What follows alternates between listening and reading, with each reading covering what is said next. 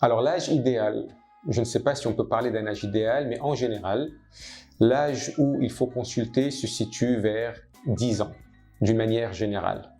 Ce qui est sûr, c'est qu'il faut commencer un traitement avant la perte des deuxièmes molaires de lait. Et là, je demande à tous les dentistes ou les pédodontistes qui voient les enfants avant nous, avant les orthodontistes, de les envoyer consulter avant la perte des deuxièmes molaires de lait.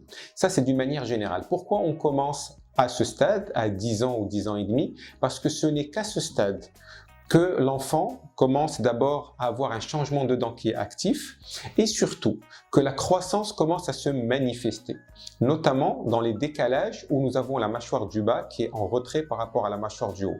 Dans des situations comme ça ne sert à rien de voir un enfant à 7 ans et demi ou 8 ans parce qu'il n'y a pas de phase active de croissance. Maintenant, il y a effectivement des situations particulières où on doit commencer plus tôt, dès qu'on voit le patient, notamment lorsque nous avons une situation contraire où la mâchoire du bas est en avant par rapport à la mâchoire du haut.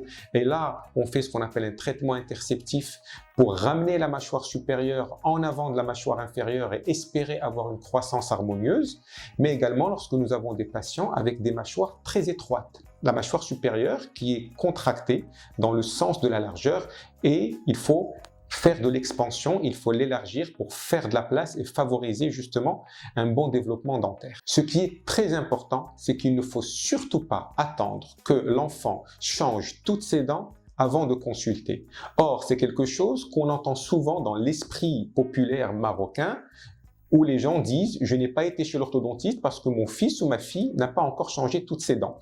C'est une erreur parce qu'on va perdre deux bénéfices essentiels, celui de la croissance qui est déjà passé un tout petit peu lorsque l'enfant finit de changer ses dents et surtout lorsque on attend cette phase-là, on perd de l'espace puisque les dents définitives, notamment les prémolaires, sont plus petites que les molaires de lait. Donc si on arrive à gérer cette phase, on gagne de l'espace. Et ça, c'est vraiment primordial.